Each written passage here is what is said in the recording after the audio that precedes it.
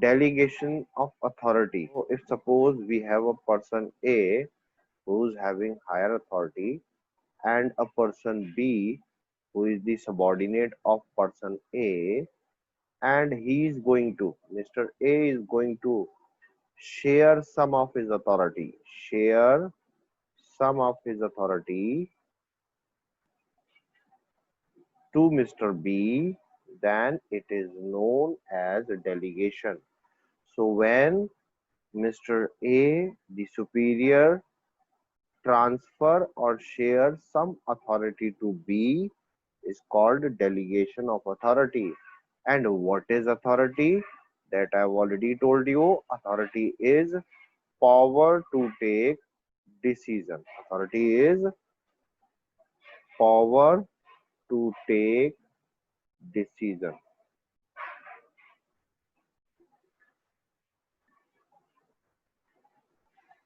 Power to take decision. That is authority. Understand? So in short, what we can say, delegation of authority means when a superior share his power, when a superior share his power of taking decision to his subordinate is called delegation. There is a difference between delegation and decentralization. Delegation takes place between two, whereas decentralization taking place between many. So when the power, when the authority is spread all over the organization, is delegated at all levels, then it becomes a decentralization.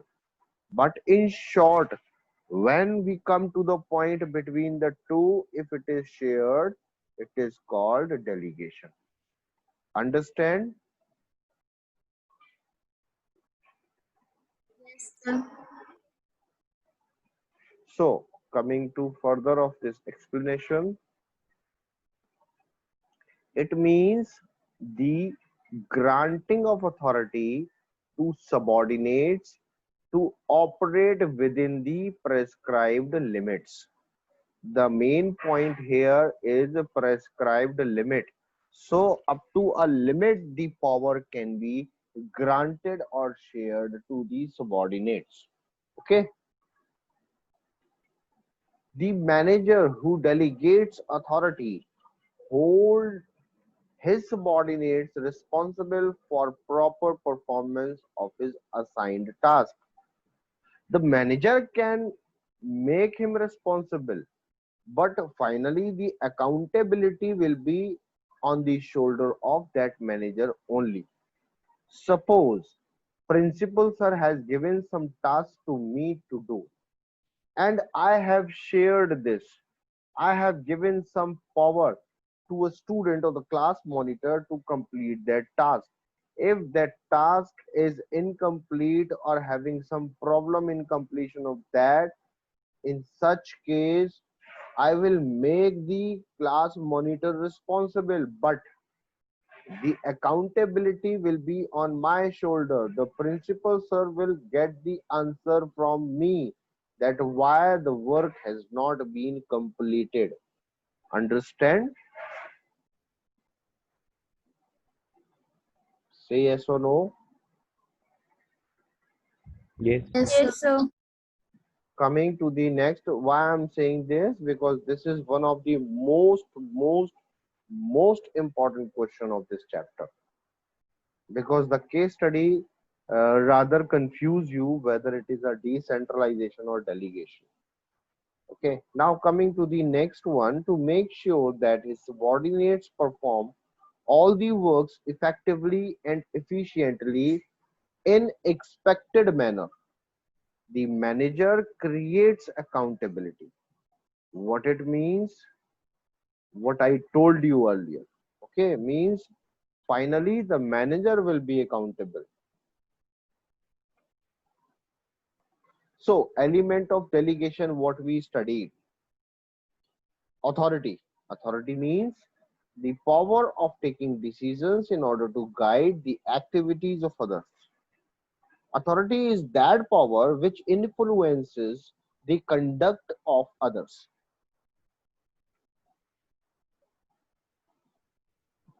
Responsibility. It is the obligation of a subordinate to properly perform the assigned duties given to him. When a superior issues order, it becomes the responsibility of the subordinate to carry it out. And he has or she has to do that with full of responsibility. Coming to the third one, that is accountability. When a superior assigns some work to the subordinate, he is answerable to his superior for its success or failure. So accountability will be from the subordinate to the superior and from the superior to next superior or superior to superior. Okay, accountability goes upward. Now there is an important question in the board exam. What do you mean by the principle of absoluteness of accountability? What is this principle of absoluteness of accountability? As there are three words: authority, responsibility. Authority and responsibility can be delegated. You can delegate the authority, and equivalent to authority, you can delegate the responsibility. But in any case, there is no chance of delegation of accountability. Means accountability cannot be delegated, it is absolute. And that is why there is a principle of absoluteness of accountability. Check it here. Authority can be delegated, but responsibility, accountability cannot be delegated by manager. Why responsibility added with the accountability? Because a responsible person will be accountable. Okay. The authority granted to a subordinate can be taken back and redelegated to another person. What it means, listen it very carefully. The authority granted to a subordinate, if we have granted authority to any subordinate, it can be taken back or it can be redelegated. Means हम उस authority को वापस भी ले सकते हैं, हम उसे दोबारा से उसी बंदे को भी दे सकते हैं. So both the things is possible in authority. Manager cannot escape from the responsibility for any default or mistake on the part of his subordinate. In case the subordinate committed any mistake, or if the work has not been completed in time by the subordinates, the manager cannot escape himself for the responsibility or accountability. For example, if the chief executive asks marketing manager to achieve a sales target of sale of 100 units a day, the marketing manager delegates this task to deputy sales manager, who fails to achieve the target. Then who will be accountable or responsible? Marketing manager will be answerable for the work performance of his subordinates. Thus, accountability is always of the person who delegates authority.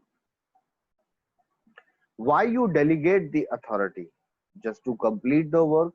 If the work is not completed by the subordinate, it doesn't mean that your subordinate will be responsible, you will not be responsible. The subordinate will be answerable, you will not be answerable. You will be answerable because you have the authority to delegate. So there is a difference between the three: authority, responsibility, and accountability, and we must understand all the three separately. Now here a chart of difference of authority, responsibility, and accountability. Let me start with the first basis, that is meaning.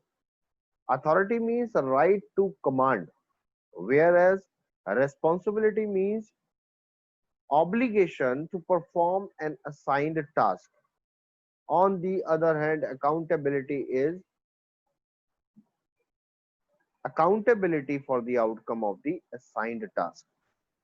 The second basis is origin, where in authority, origin is from the formal position, and in responsibility, it arises from the delegated authority.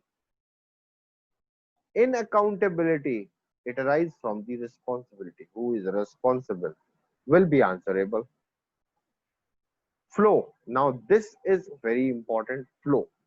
Usually, this flow is important because many times in short questions, you may find the flow of authority, responsibility, or accountability. So, authority's flow is downward from superior to subordinate. Responsibility flow is upward from subordinate to superior, and accountability flow is upward from subordinate to superior. So who will be accountable? Who is having the responsibility? Okay. Now, withdrawal. Can we withdraw anytime by giving notice? Means you can withdraw the authority by giving proper notice. I am sorry, I am authorized for this, but I am not able to do the work. Responsibility cannot be withdrawn once created. If you are responsible for anything, it cannot be withdrawn. You have to be responsible and you have to do that one.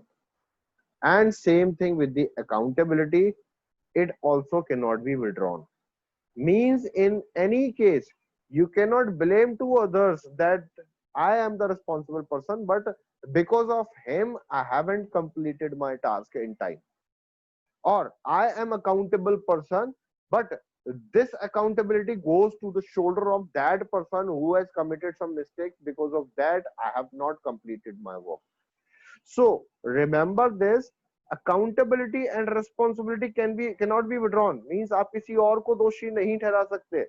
You solely will be responsible and accountable for the authority given to you. And authority can be delegated, means authority is only the thing which can be passed on to the other one's shoulder. So delegation of authority can be clearly understood through the images. Importance of the delegation of authority. Now we must know about some importance of delegation of authority. What is the importance of delegation of authority in the corporate and how they use it? What benefit that a manager can get through the delegation of authority? Coming to the first point in the delegation of authority, reduction of executive workload. Whenever executive in a higher position and having a large number of works, for that he has granted a big authority. In such case, to reduce his workload, he needed to delegate his authority. It reduces the workload of officers. They can thus utilize their time in more important and creative works instead of works of daily routine. Point is employees development.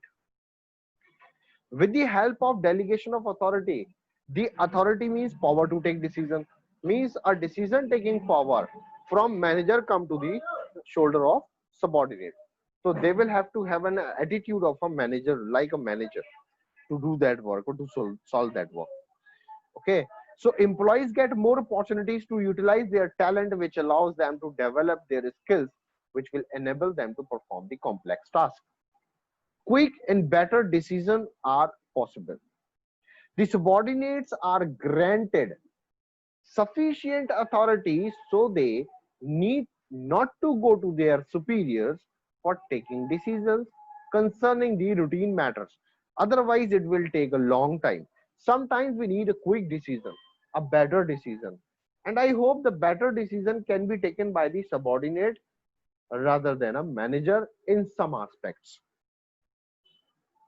For example, if in a factory the workers are working and they know that there are several works which are unproductive, so whatever the manager decision is there may be a duplication of work or a chaos or repetition of work.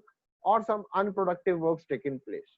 But if we take this decision from the worker's point of view, we may find out the right way to complete the task without duplication, without chaos, and without delayed and unproductive times, unproductive efforts. Okay, so quick and better decision is possible with the delegation of authority, as the subordinate grant the authority to take the decision by themselves. There is no need to go to the manager and ask every time what to do in the matter. Okay, so I hope delegation of authority is clear to you all. The next one is high morale of subordinates. Morale should be boosted up, because I have already told you that in two organizations there may be similar financial resources, similar physical resources, but the difference created only when we talk about their employees.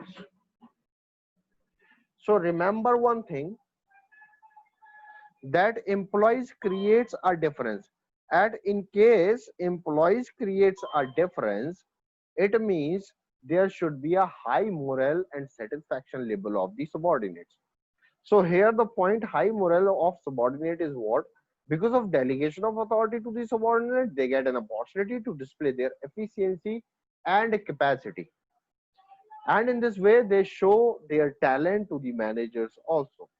Because of their high morale, they do the work with full of their effectiveness and efficiency, and they try to give their best. Now, the next and the last one is better coordination.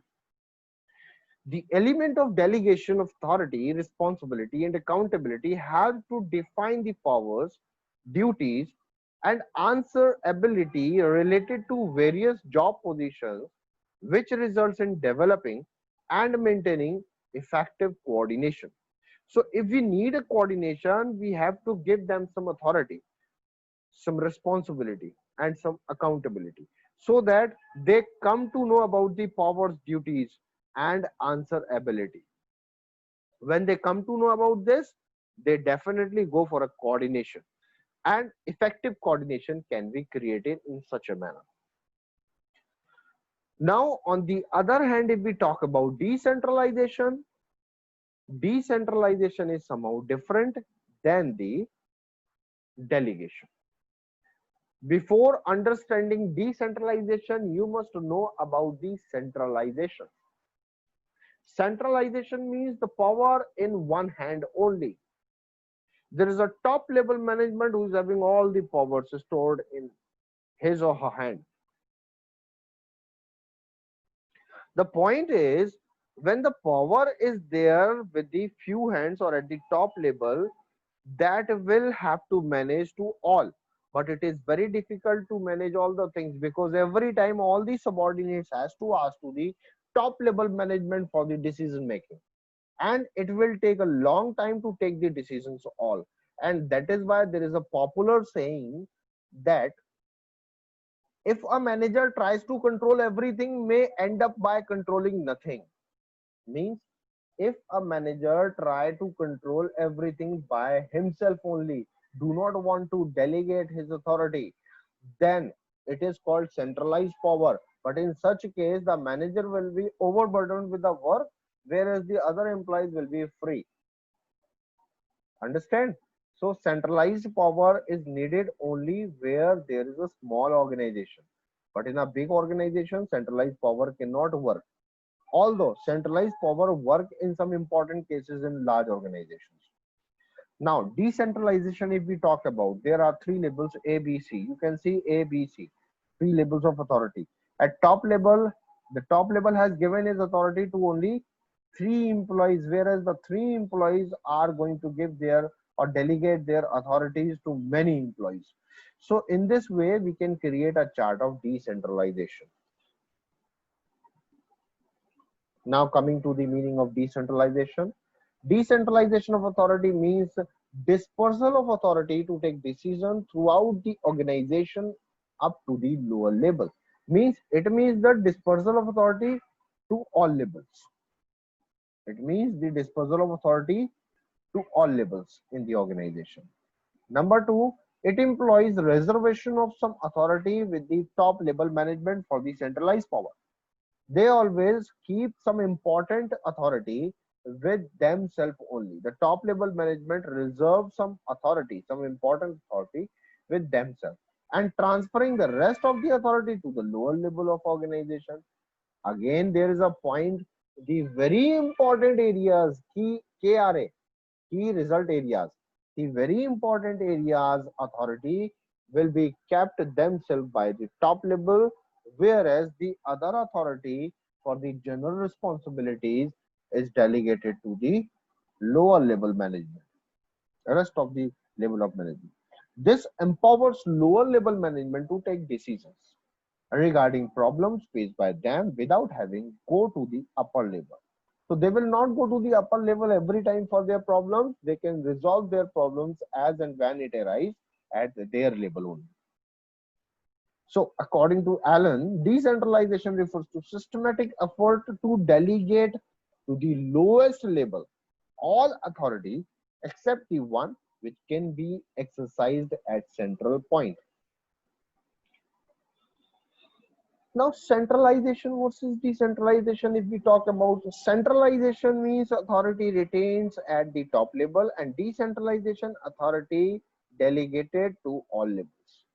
In case of decentralization, decentralized form, top level retains authority for policy and decision, overall control, middle and lower level have authority to take decision for the rest of the work.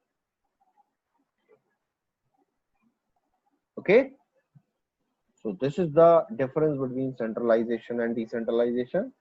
Centralization and decentralization represents the pattern of authority among managers at different levels. Both are going to show you the pattern of their authorities. Centralization of authority means centralization of power of decision making in few hands. That I've already told you. In such an organization, very little authority is delegated to managers at middle and lower level. In such case, sorry, no organization can be completely centralized or decentralized. Henry Fayol, when he has given the principle of authority, centralization and decentralization, he has told that no any organization should be completely centralized or completely decentralized. All organizations should have centralized and decentralized powers. They exist together always, remember it, and need a balance between the two. You must have a balance between the centralized and decentralized authorities. As the organization grow in size, there is a tendency to move towards decentralization. Otherwise, there will be a centralized power. Thus, every organization is characterized by both. Now, importance of decentralization. What are the importance of decentralization? Number one, develops initiative among subordinates. Decentralization means all the subordinates will be happy as they will get some authority. Quick and better decision. They will take the decision as and when it arises. As and when the problem arises, they will take the decisions quickly because they have the authority to take the decision. Relieves the top executives from excess workload. No any top executive will be overburdened with the workload. They share their authority to others, and that is why very less work they have in hands. Managerial development. It means that the authority to the subordinates up to the lower level to take decision regarding their works. In this way, the opportunity to take decision have the development of the organization.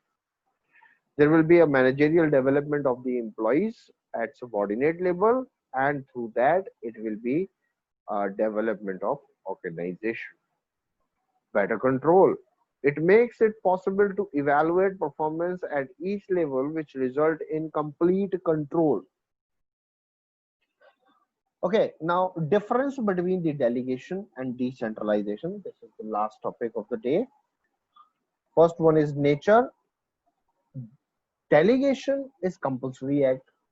Decentralization is option, whether you are going for the centralized power or decentralized power. Freedom of action, less freedom if there is a delegation, but more freedom if there is a decentralization. Status, it is a process of sharing tasks. It is the result of policy taken by the top level. Scope, delegation have narrow scope, whereas the decentralization is having wider scope.